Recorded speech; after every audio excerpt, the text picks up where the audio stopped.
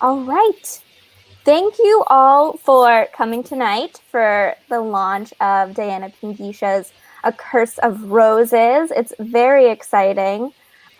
We know it's also tough getting back on your computer after spending all day on your computers for work or school or whatever. So we really appreciate you all being here. Some general housekeeping stuff is Diana and Maggie will talk and chat and talk about Diana's books and, have a lovely conversation. And then after about 45 minutes, we will do a Q&A. There should be a little button towards the bottom of your screen that says ask a question. And you can put your questions there to be saved for later. The chat is open, so feel free to put any comments in there as well. We will have appearances by pets and cats and furry friends, and some other general housekeeping stuff. We have another event tomorrow, which is a holiday romance panel. So we have 3 holiday romance authors. I am moderating that panel. And then on Thursday, we have Marie Myung-ok lead her launch, and she's going to be in conversation with Mary H.K. Choi. Both of the authors are Korean and Korean American, and I believe Marie's book is like a re-release, and we're super excited about that one. And I think that's all the events for this week. We have, I think, next week some more events. But if you don't know, Belmont Books is located in the greater Boston area. We do ship out books, so if you'd like to support a local indie, you can get both of these authors' books shipped to your door. We are offering free local delivery if you buy $75 or more from the bookstore, or it's just $5 if it's under $75. So you don't even have to leave your house. You can get them right to your door. But I'm so excited for these authors. I'm going to read their bios and then turn it over to them. Diana Pinguicha was born and raised in the sunny lands of Portugal. She's a computer engineer graduate who currently lives in Lisbon. She can be usually found writing, painting, devouring extraordinary quantities of books and video games, or walking around with her bearded dragon, Norberta. She has 2 cats who would never forgive her if she didn't mention them. I'm very curious about this bearded dragon. She's currently kind of hibernating because they don't go in full hibernation. They brumate, so they get up like once every 2 weeks or so to eat. And she's currently hiding in her hole, and I didn't want to bother her, poor thing. And thank you, Jen. It's my walking garden dress. And then Maggie Tokuda Hall is the author of First, Also an Octopus, which is a children's book illustrated by Benji Davies. Her first YA novel was The Mermaid, the Witch, and the Sea, which we did a prior event for, and today was announced on NPR's Book Concierge. So it is wonderful and so good, and I highly recommend you get it. And she currently lives in San Francisco. Thank you so much, both of you. Maggie and Diana, have at it. I will be back to help with questions in about 45 minutes. Great. Thank you so much. Diana, this is your book launch. Congratulations. Yeah, thank you. I'm just like, what do I do? I'll hold your hand through this. Don't worry. You just answer questions and be beautiful, and it's going to be perfect. So can you tell us a little bit about your book? I can. So and hold it up for us. Yeah, I can hold it up. I have it here. I have it. So this is a retelling of my hometown's legend, which is the Miracle of Roses with Isabel of Aragon, where she snuck out of the castle to give bread to the poor, and when she was found by her husband, King Dinesh, he asked her what she carried, and he was very against charity, so she was disobeying him. And she said roses, even though she had bread. And when he asked her to show it, and she dropped her skirts, lo and behold, it was not bread, but roses that fell. So I grabbed that and I turned it into a book full of sapphic yearning, where she is actually gay and has what she believes to be a curse. because all the food she touches and tries to eat turns to flowers, and so she seeks out an enchanted mortar to end it, maybe. Things don't go as planned. Books about sapphic longing are my favorite books. Yeah, can you tell us a little bit pages. about adapting a folktale into like a full novel? What's that process like? So when it started, I knew what I wanted the ending to be. I wanted it to end with the miracle of roses and maybe a nice conversation after to tie things up. But that does not make for an entire book. I mean, if it would be a very long book about just walking down the street and being caught. And so I knew I wanted this to be a fantasy, so I wanted Isabel to have magic. And naturally, when you have magic, what's the biggest problem? You can't control it. And I wanted to do that. And as I was writing it, and I was reading up on her, I realized she was most likely queer, because she had only 2 children, stopped that the boy was very okay with her husband being with other women. And after he died and her son took the throne, she retired to a convent, which, as we all should know, was actually a haven for all the Sapphics in the Middle Ages. And when I needed a teacher, and I really liked the Enchanted Moral Legends. We have a lot of them in Alentejo, but also in Algarve and Sintra. And my mom is from Sintra, my dad is from Alentejo. And I found this legend about the Enchanted Mora, called the Mora Salukia. But I didn't want to do the Mora Salukia as it was, because she threw herself from a tower for a guy. And I was like, no, we're not doing that for a guy. So I changed it up a bit, and we got Fatian.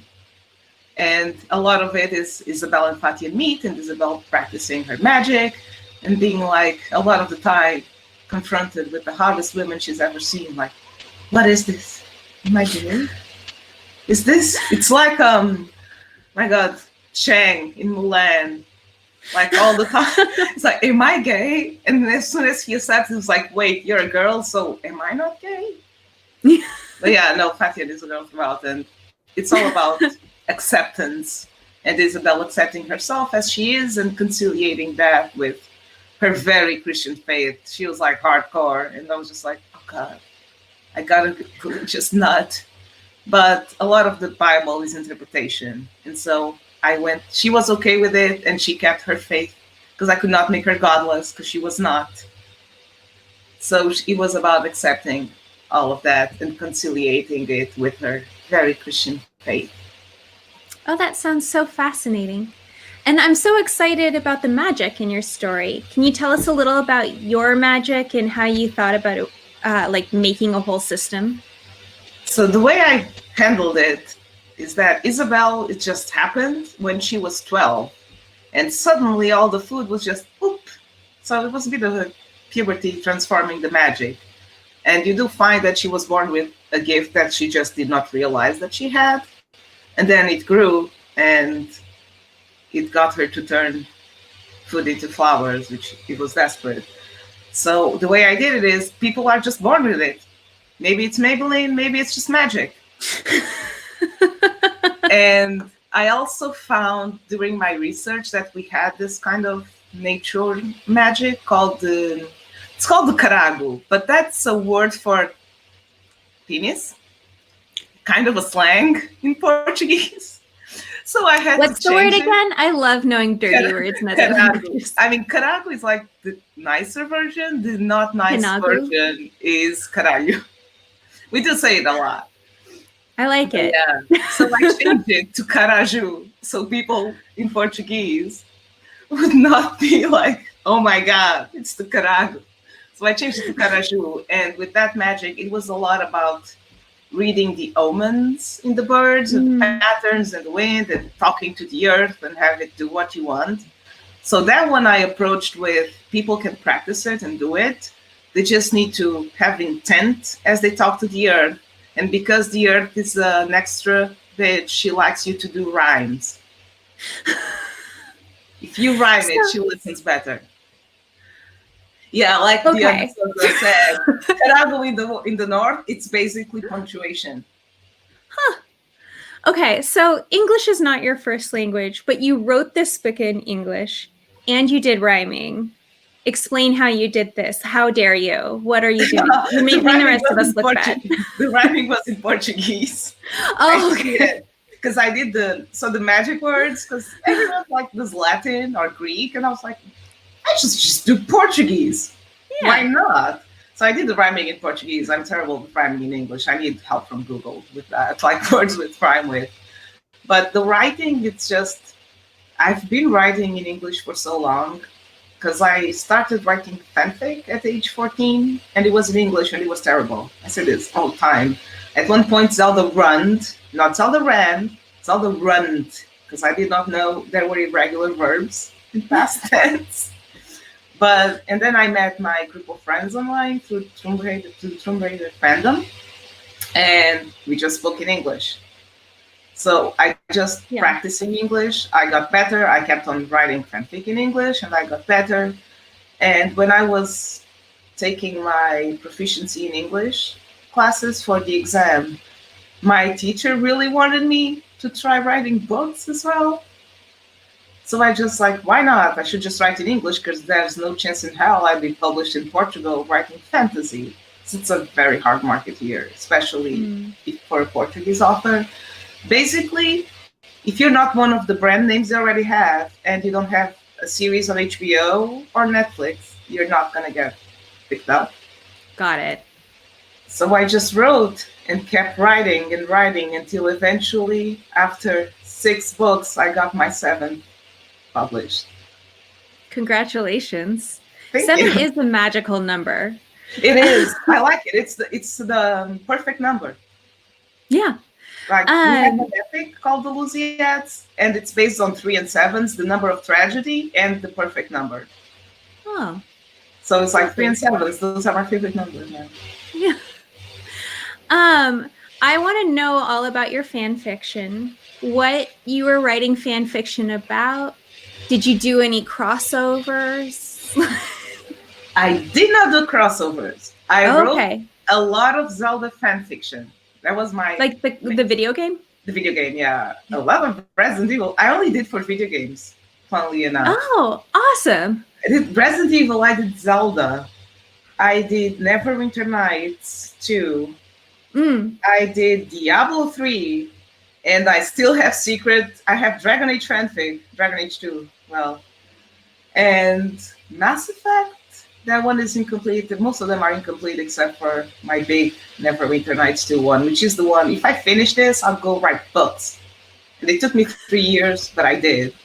And then I have Secret Fire Emblem fanfic for 3 houses that I have not published yet. I need to finish it at some point. Got a lot of scenes. Yeah. A lot of smut. What amazing practice, too. I don't mean to belittle fan fiction at all, but, you know, you get to start with some infrastructure when you write fanfic. Can you tell us a little bit of how those things inform each other, like you're writing your fanfic versus your novel? I use my fanfic to relax. I feel like writing, and I'm really into a video game or whatever, so I'll just write random scenes for like these one-shots, because it relaxes me, and it kind of frees up your brain, because when I'm writing my own books, I'm a lot more careful, I pay a lot more attention, and it's tiring, exhausting work. Whereas with fanfic, I just do it. I don't even care. I don't even spell check. I mean, word spell checks for me, but it's like, whatever. Done. It's done. It's what it is. It's for free. Yeah. Somebody would like to know where we can read your fanfic. Oh, my name is secret. I mean, if you know me, you can DM me on Twitter or at me, and I'll maybe tell you. It's secret, but it's on AO3, as with everything, which is the place to read fanfic. I still go there to read fanfic a lot. It's very relaxing. Yeah, I love that it's like your safe place where you get to go and make art, but not feel stressed about it. No, you already have the characters, you have the setting. It's just picking which ones you want to write about. Which is why I think it's such a great tool to start writing with, to get to know character. because you want to be loyal to the characters you're writing about, and fanfic, depending on what kind, but the kind of fanfic I wrote, I wanted to stay in character. So it helped me out with getting to know characters a lot. And I never start a book unless I know the main character.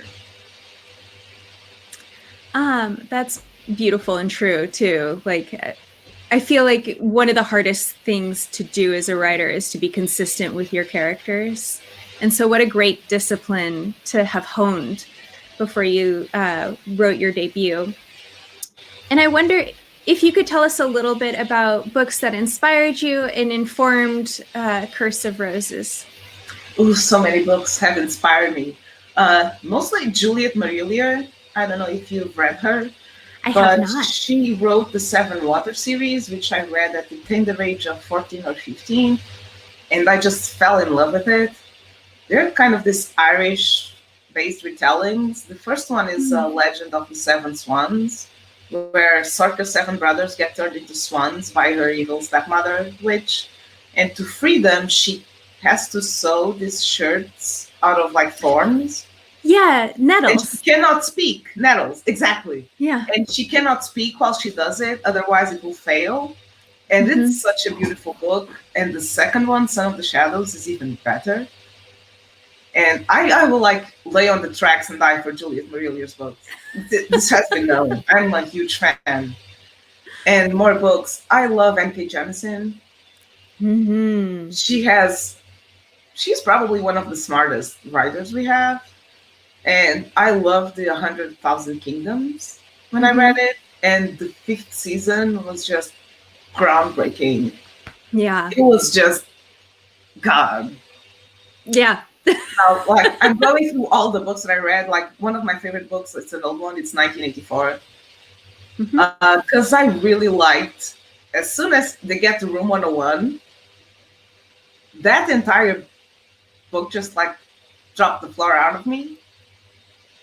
And that just stuck to me, the way it was done. And I like that. And I like Animal Farm a lot. And I kind of find it hilarious when people are right-wing quote it. It's like, yeah, they're unclear. The books. Animal Farm is the one where it's just like, have you read it? Actually, no, they have not. And I'm trying to think rapidly of more books because I read so many books when I was younger. Well, Ray Carson was a big one too. And Susan Bennett. Ray Carson. She did The Girl of Fire and Thorn. Yes. I love that series. It is so good. And it was my first time basically seeing like Iberian sounding names in a fantasy setting. And I was like, why is no one else doing this? Yeah. And it also is one of the few books at the time that had a fat protagonist. Exactly. Which, like, and I was just so excited. She lost weight, but she still stayed fat. Yeah. In the end, which I really, really like. Yeah. I just want to point out to everyone, all these amazing books that we're talking about, you can order from Belmont, and you should. But especially the Ray Carson and N.K. Jemisin books. Also Juliet Marillier. Y'all need to read Juliet Marillier. It kills me that she's not known in the US because she's so popular here and we love her. Okay. In Portugal. I met my best friend. We bonded over Juliet Marillier and cats during NaNoWriMo. Wait, like literal cats or the musical cats? No, literal cats. Okay. She has like she had a Scottish fold. It's her parents' cat. And I had Sushi. I love those. And he has like the super 20 years Scott, the Scottish fold. And he's so grumpy and I love him. And now she has the beautiful Maine Coon, the white Maine Coon named Matthew, who are in the acknowledgements of my book. I put the cats in the acknowledgements, all of them. And I named the dog after the cat Leonor had that passed away because I was there. Do you think that they would be mad that they got turned into a dog? I don't think so. Lucas was a very special boy. Oh, he would have liked it, I think. Yeah. But yeah, I was there when we had to put him to sleep because my friend could not just stand there, so I stayed with the cat because I was pet sitting and they were down in Algarve, and I was like, I think he's not gonna make it. And so she came back, and it was so sad. We miss that cat a lot. He was so Well, special. at least he gets to live forever as a dog. As a dog, as a dog named Lucas, the patron saint of animals. So we're getting. Oh no, I'm sorry. I can't read time. Ignore me. I was worried that we'd been talking for too long, and I was like, "Ooh," but we're doing great. Anyway, I'm imagining Kris Jenner. You're doing great, sweetie. Yeah. That kid. Can you tell one of my favorite things to talk about with other writers is who their own favorite characters that they have made up are and why? Because I feel like when you make up people, you get to steal personality traits from all over the place. And so I love hearing about the characters that were the most fun to craft. So for this book, like my favorite character of all time is in a book that I'm now revising, which is Irie. She's a personification of my every mental illness, but she's still gonna save the world. But in this book, it was British, Isabel's mentor, because she takes no crap from anyone. And she's constantly like, Isabel is being a pain in the ass. And Brett is just like, oh my God, Santa, não paciência, give me patience for this girl who needs just basically this hot chick to tell her the very same things I've been saying for 5 years, and she would not listen. But now that you got Fatian, you do. I wonder why, Isabel. Okay, but who among us hasn't been that teenager who wouldn't listen to their mentor, and then a hot person said it, and we're like, that makes a lot of sense. Yep. That's how I'll live from now on. Yep. Do you feel like you got to channel some of your own like adult frustration at yourself as a teenager into that character? Oh, so much. I channeled a lot of my teenage self into Isabel and a lot of my frustrations to British. It's like me talking to myself like, oh my God, you were such a cringy emo. Stop. Stop being that way. It will be fine. I imagine that was very cathartic. It was writing this book was very cathartic for me. It was just every one of my frustrations as the well, not all of them, some of them. And just being like the person I am now, being like, oh God, no, learn from this. Do not make the same mistakes I did. Yeah. Can you tell us like why you decided to make it a young adult novel? What about that age group? Because we never had much fantasy in my hometown. Not a lot of books in the library, like forget it. And Harry Potter had basically just come out 3 years ago, so we had 3 books. We had Lord of the Rings, and we had one Terry Pratchett novel, The Three Wee Men, and that was it for fantasy. So I never really saw myself in fantasy books, and when there were girls, they were usually all very pale and blonde and blue-eyed, and I was like, but why? And maybe, I don't know, maybe I'm stuck in this perpetual state of adolescence where it comes easy to me doing YA, but I do more crossover because this novel was between adult and young adult, and it just kind of, I don't know. But yeah, this one I wanted teenagers to have the thing I didn't have growing up, which was a book telling me it was okay to be a gay lesbian saint. A lesbian saint, and it was fine. And there are more people like you, and you are not alone. And all you need to do is accept yourself. So I wanted that for teenagers. Yeah, I think that's so redemptive and lovely as an answer to a period of time that can be pretty difficult. Like I was not a graceful teenager, and I don't know about you, but me either. Yeah. All I wanted was to stay holed up in my room playing video games and reading books. But people made me go out. And I really hated it in retrospect. Like my parents were like, when I showed up home drunk for the first time, and the legal drinking age in Portugal was 16 at the time, so I was 16, of course. Yeah. And I showed up drunk, and I swear my parents were proud because I looked more normal and was doing normal teenage things that were not staying home playing Escape Tournament all the time. I literally have a book coming out next year with that scene in it, where a teenager comes home and her mom thinks she's drunk, and she's just relieved that she was out with people. That was me. Yeah. Yeah, that was me. I was just like busy smoking weed and like chasing boys and wondering why they didn't fulfill like the hole in my heart. Later, I was like, oh, bye. I see. Oh, yeah. But, you know, mine was like making up a lot of crushes so people would stop calling me a lesbian as an insult. It's like, yeah, sure, I have a crush on this guy. He seems fine. Yep. I had to ask my friends, like, who's the cutest guy in class? Like that one. That's the one. That's the Love one. Him. It's impossible for me. That's exactly what I want. 0 chance of it happening. If you could tell your teenage self anything, what do you think it would be? Oh, God. Like, just do the things you enjoy and don't pay attention to the assholes in your class who are probably just jealous that you're better than them at math, languages, and sports. Because that was a thing. I practiced a lot of sports growing up, and I was, I don't know if you do this federated, but when you play on a national level, I played hockey on a national level. So I got a lot of insults for being butch and all of that. And obviously, a lesbian, like an insult. But yeah, I would just tell you, enjoy the things you do. And you will grow up loving to play hockey eventually, after you realize your mom is not really making you do it.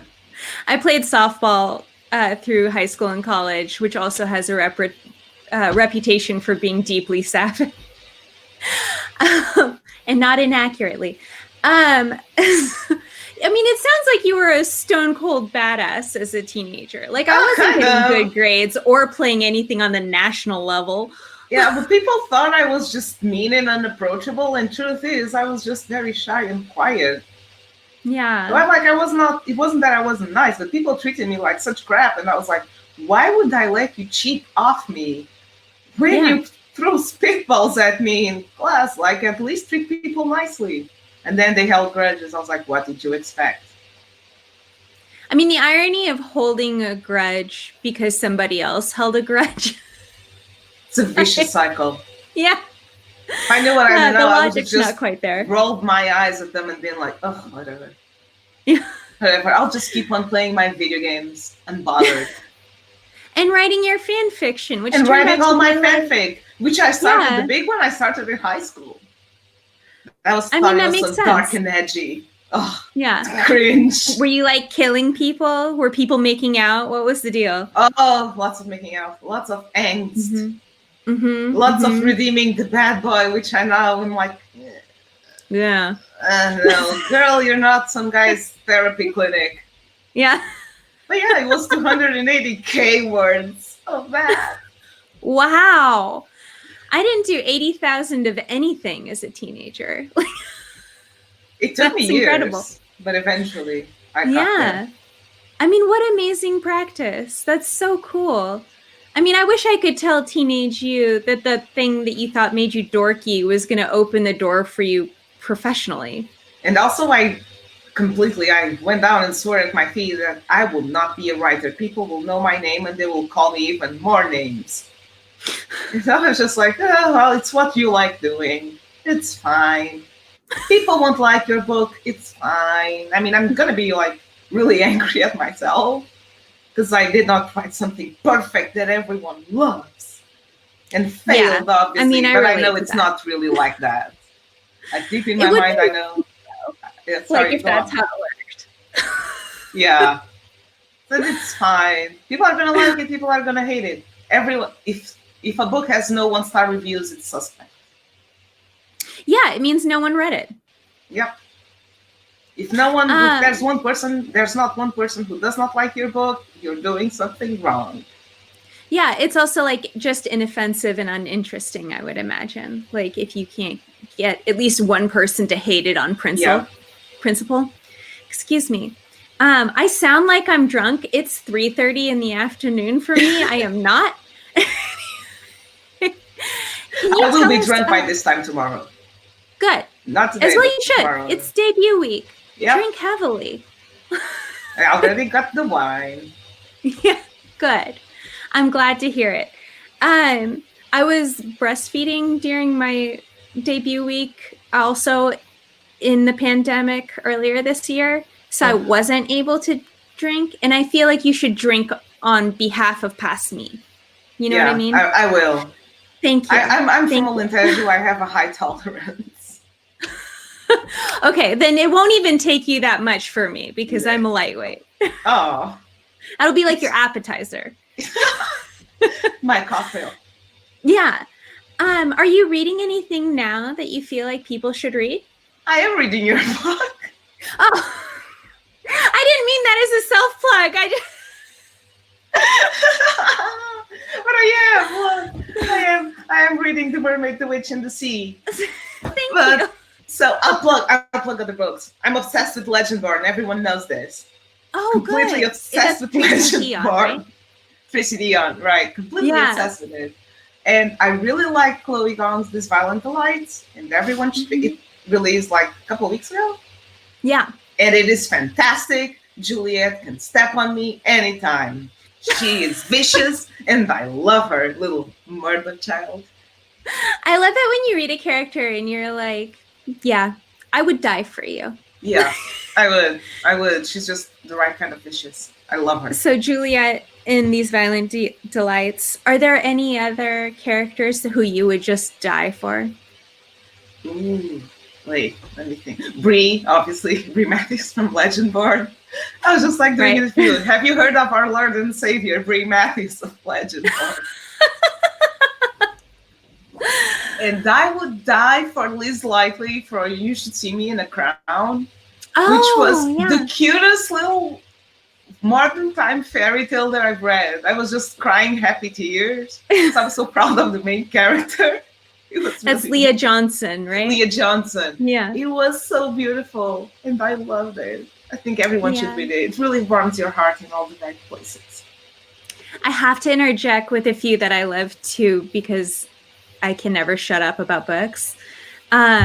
Snapdragon by Kat Leigh it's a graphic novel. You could read it as young as like probably 9-10 years old. But adults will love it too. And it's about kind of a misfit girl who makes friends with the town witch. And it's just so pure and beautiful and affirming for like any kind of queer or non-conforming kid. I feel like it's like a whisper of like, you're beautiful, you're powerful, like you're beautiful, you're perfect. You look like Linda Evangelista. You're wild. Yeah, you're beautiful, you're perfect. Did you stone those dice? Valentina, your smile is beautiful. I say that to my cat all the time. I say that to basically anything that moves that does something I like. This is, for anyone who doesn't know, a RuPaul's Drag Race season 10 reference. Right? Aja. Season 10. No, season 9. Season 9. And where Aja like aggressively insults Valentina. Who's sort of like the goody-goody of the season, and Aja goes home pretty early. And Valentina is not good. She's like a snake. But I love snakes. Snaky. I still love snakes. So yeah. I love her. I think she's a very good drag queen. She's very polished. She's amazing. Amazing. She's stunning. Should this just become like a RuPaul's Drag Race book club? Because I would be down with that. Yeah. I have watched every season multiple times, plus All Stars multiple times. I love it. Like I've drawn Sasha Velour during the She's very drawable. Yeah. During the so emotional lip sync, because she gives it this seductive look, and I'm like, oh my god, rose petals. I'm glad Shay got her later. Yes, I was rooting for Shay this season, but there was no denying the fact that she lost that lip sync. That was. I love Shay. I thought for sure she was gonna win, but Sasha did some looks that really touched me, like the one she did with the Princess Aglina. who was like Yeah. trapped in a cage of self-doubt. And I was just like, oh my God, Sasha. You're like, I'm in the cage. Exactly. Yeah, I love that show. It's like my go-to It's a to great fall show. asleep now. Because I've watched it so many times, I just fall asleep to it now. Same. Okay, I'm sorry. We'll get back to your books. We'll get back to books. But before we We'll do you have a favorite lip sync of all time? Ooh, my favorite lip sync of all time. Oh my God. Because not Kennedy. Oh my God. From season 4. Oh my God, I'm Could have blanking on been- her name. Latrice Royale. No, she was a black queen, but not Latrice. She had the weird teeth. And not season 6, seasons with Bianca. Oh my with God. Bianca. Trinity K. Bonet. Trinity K. Bonet. Trinity K. Bonet was such a great lip syncer. She was amazing. Like, I was offended they did not bring her back to do the lip sync in All Stars. She is the lip sync assassin. She is the original lip. She should have come back. Oh But my I God. also really love, Sasha Velour's with So Emotional. That is now iconic. Yeah. And along with Violet Chachki's look in that finale where she did the Queen of the Night. With the Borg Queen Oh my hat. God. That was Violet is amazing. just stunning. And Yeah. then Coco Montrese is another lip sync assassin. There's this one where she's like in this dolly costume. Yeah. It was against Monica Beverly Hills. And It's like Coco episode 3 of season 5. And Coco just slayed that. Like, you could like see every word in her mouth. Like, She's amazing. She is amazing. And oh my God, who's the other one I really, really, really love? My God, there was another. Oh, Morgan McMichael. So not Cracker. She did this lip sync against Cracker in the All-Star season, where Cracker should not have won. Morgan got her to the ground, and also that iconic Alyssa Edwards Tatiana lip sync. That is one of my happy place videos that I watch when I'm feeling bad about the world. Same with Dita Ritz's. Dita was so good. The one that she did against the princess in front of the artist. And she was. Oh my God, yeah. I can't remember the artist's name now, but it was like an amazing lip sync. It was. Okay. Sorry, okay. Your book. Your book is out. This is not RuPaul's Drag Race Book Club. RuPaul should invite us to be guest judges. I'm just saying, I'm basically a Drag Race historian at this point. Okay, so your book. One of the things I love making authors do is sell us their book. So, like, for example, I wrote The Mermaid, the Witch, and the Sea. It is everything that is promised on the tin. It has a mermaid. It has a witch with some ulterior motives. It has the sea as a point of view character. And if you want to read about a gender fluid pirate getting the girl, then I would hand you my book. Diana, what would you say to make us have the gimmies for your book? If you want to read about Portuguese mythology, I do. With a princess who is very kind, but all the food she touches into flowers. And then she thinks she's cursed.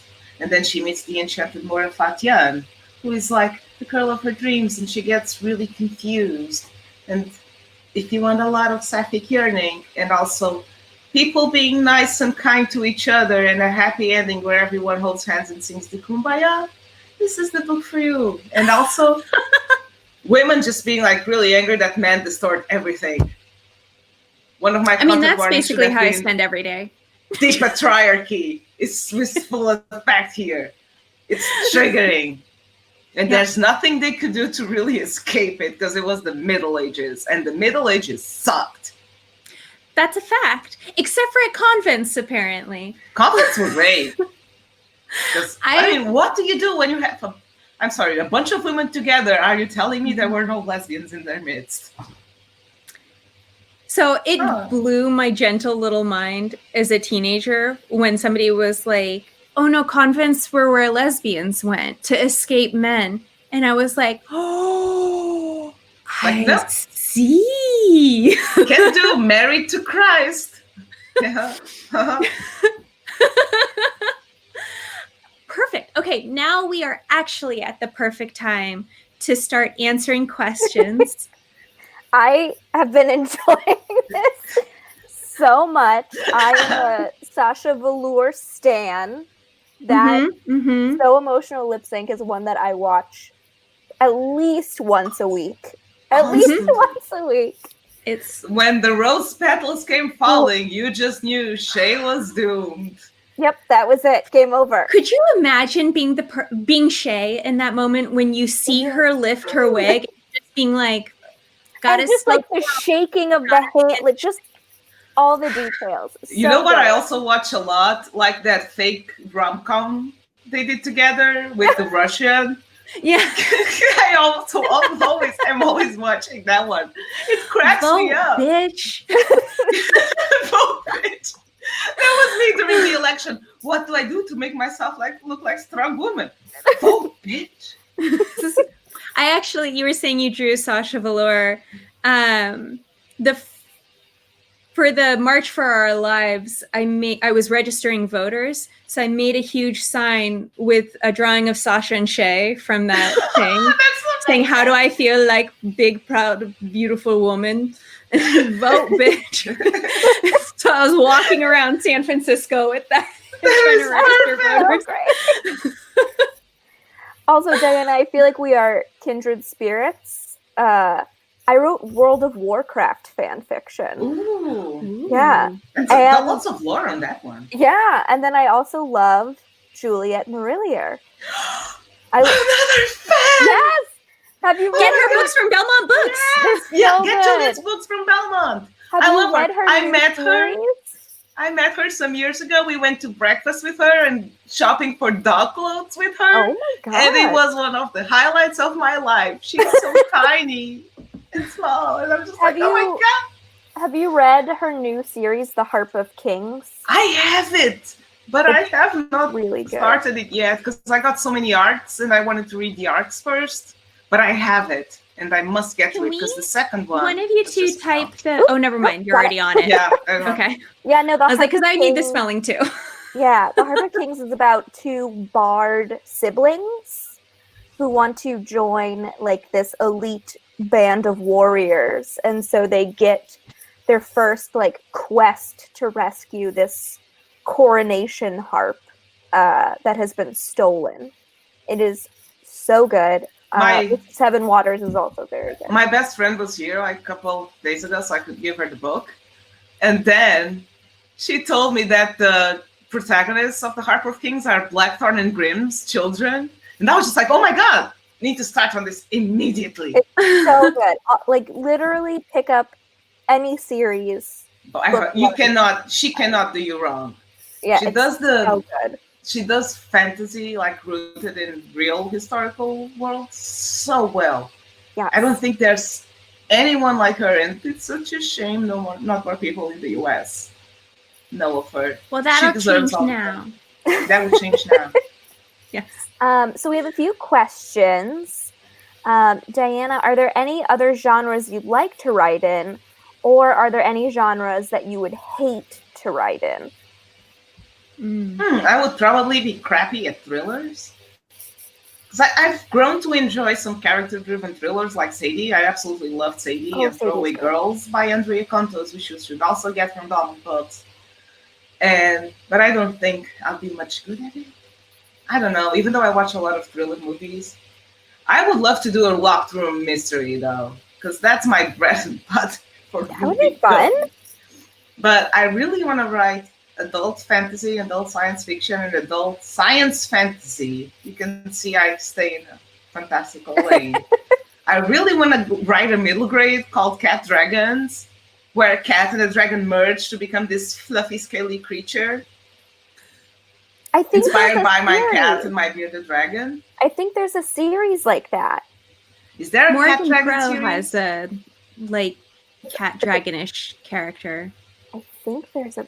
It's but not specifically scaly, just dragon scale, as I recall. No, I want a scaly dragon, but with a fluffy belly.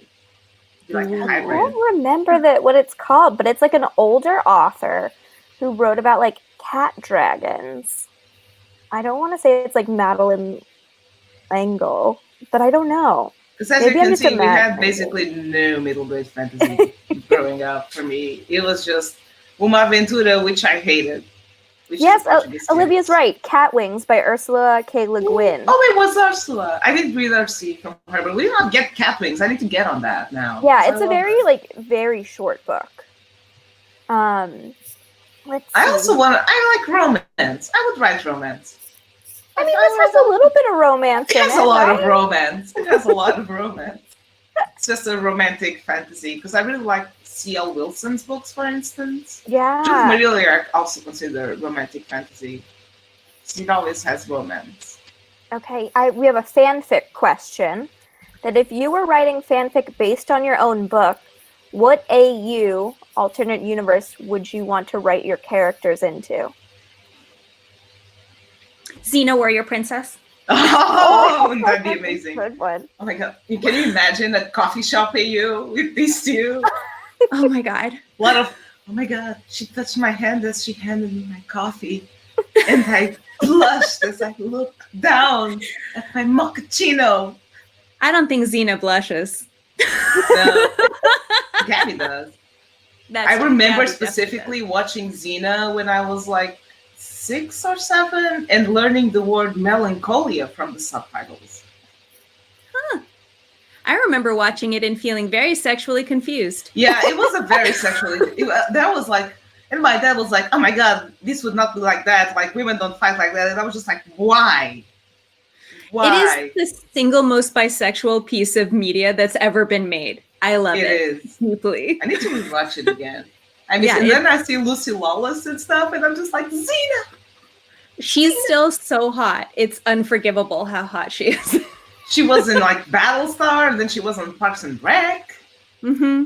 Have And either of you Spartacus. seen the SNL sketch where she plays Stevie Nicks? No.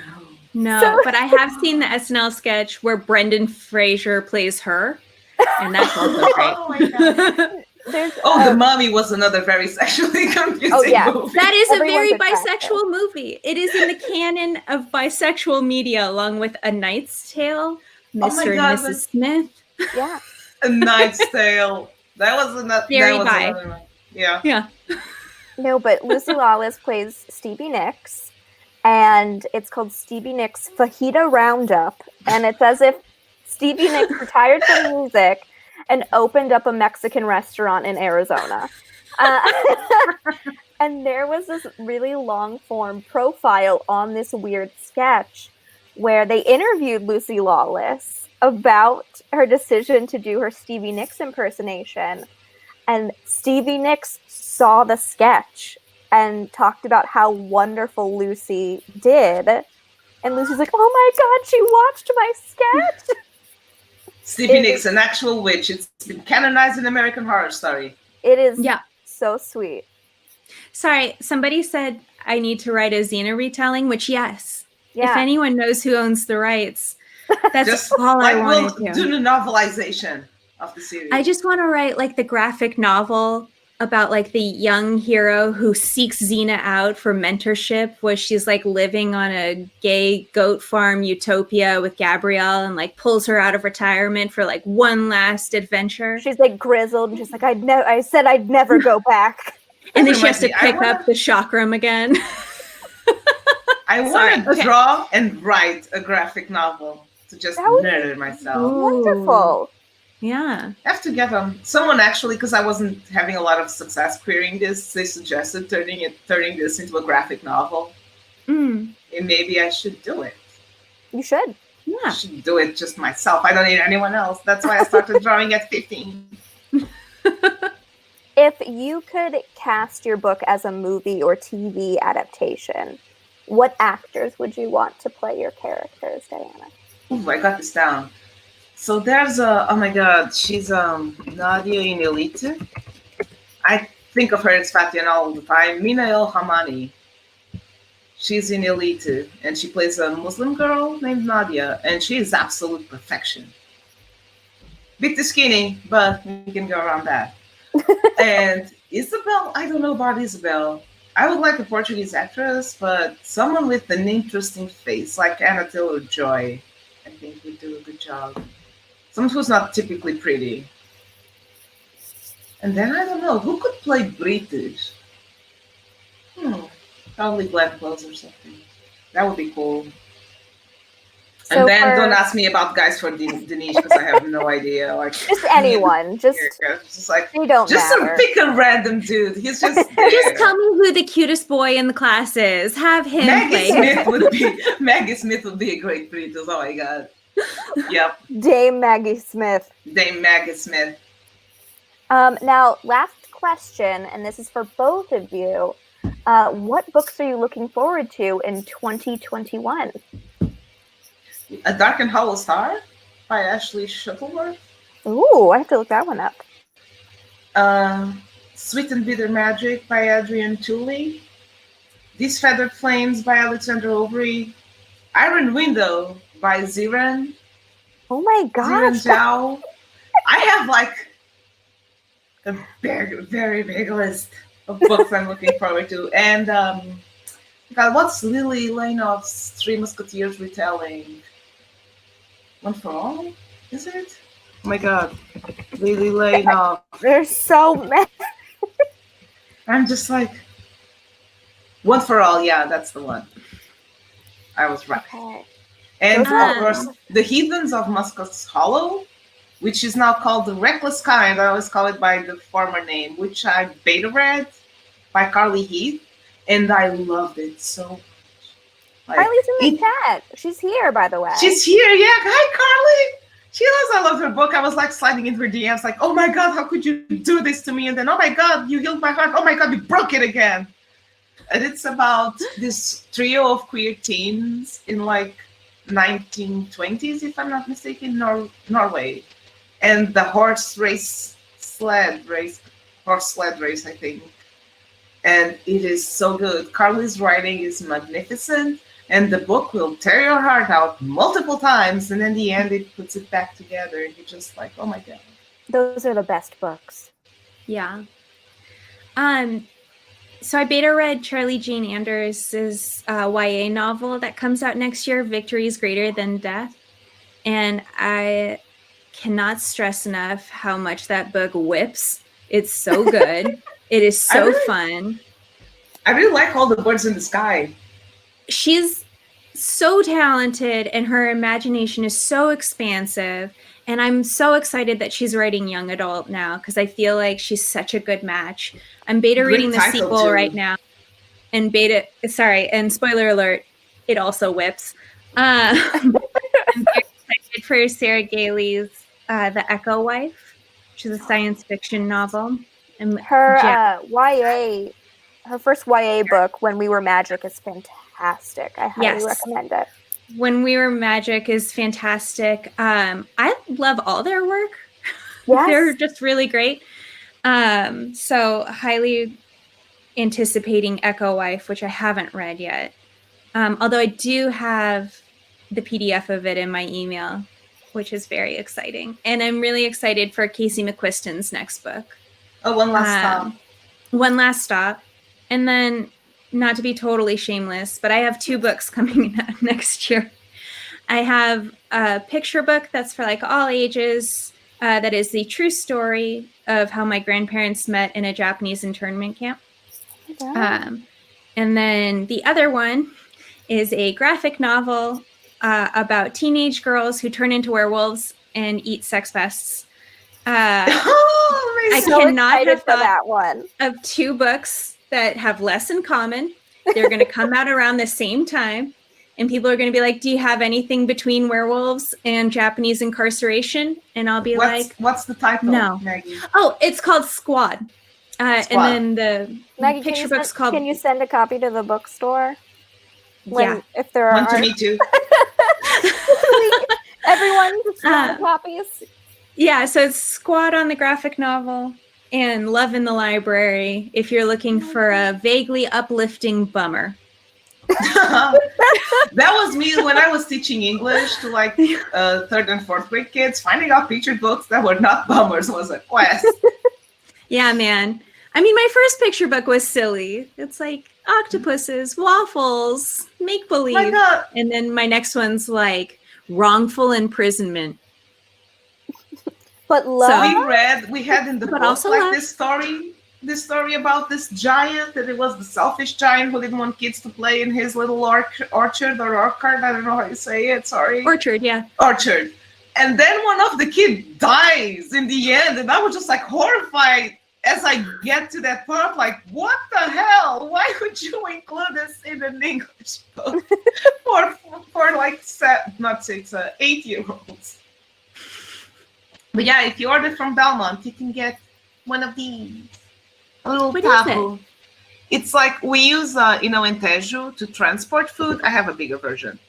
And so because pork is a natural sealant, you would just put your food in here and take it to the field, and it would stay warm all day. It's called a tajo. And if you order from Belmont Books, you can get one. Just at me on Twitter or Instagram, and I'll send you. Super cute. My grandpa made these.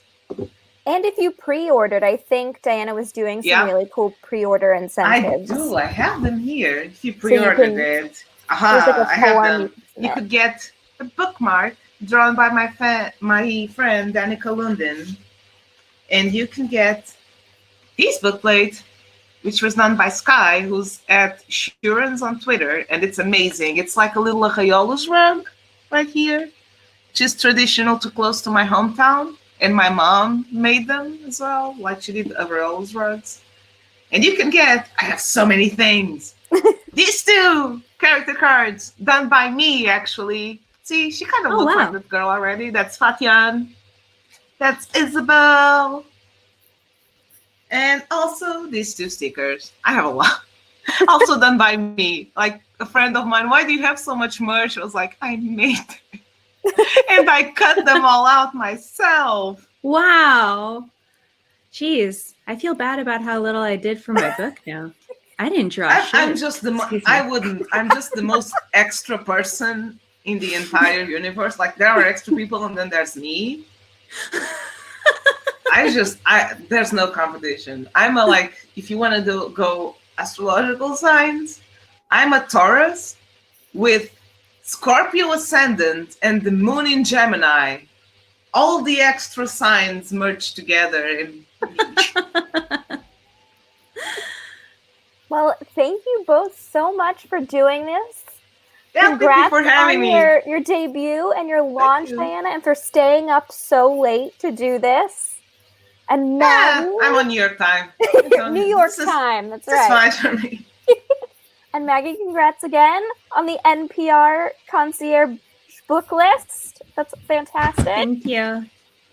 Mermaid Witch in the Sea. It was That's so my good. book. Have you seen the beautiful cover? Look at the details. I love it. I think this is just genius illustration. I love it when they do it well. This artist, Victo Nagai, whose Instagram is a delight. She's done a bunch of Neil Gaiman covers too, and she's just so talented. I love me a good illustration.